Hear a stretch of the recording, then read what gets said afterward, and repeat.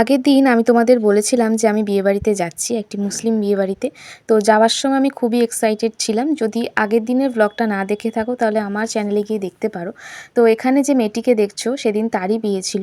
যাওয়ার সময় তো আমি খুব এক্সাইটেড ছিলাম, কিন্তু ফিরতে ফিরতে আমাদের প্রায় 5টা বেজে গেছিলো। আর ওখানে গিয়ে আমি একটু ডিসঅ্যাপয়েন্টেড হয়েছিলাম, কারণ ওখানে যে ক্যাটারাররা ছিল, যারা খাওয়া দাওয়ার ব্যবস্থায় ছিল, তাদের ব্যবহার একদমই ভালো ছিল না। এবার বাড়ির কেউ সেখানে উপস্থিত ছিল না, সেই জন্যই হয়তো তাদের এতটা রুড ব্যবহার ছিল।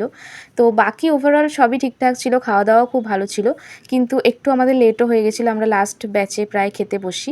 আর সব মিলিয়ে একটু তো ডিসঅ্যাপয়েন্টেড হয়েছিলাম। বাকি নাহলে ঠিকই ছিল, নাহলে আমি ভেবেছিলাম যে আমি অনেক বড় একটা ভিডিও বানাবো আর কি ওখানে গিয়ে খাওয়া দাওয়া সব কিছু নিয়ে। কিন্তু শেষমেশ আমার কিছুই বানানো হয়নি। তো সেটা নিয়েও আমার একটু মনটা বেশ খারাপ ছিল ফিরে এসে।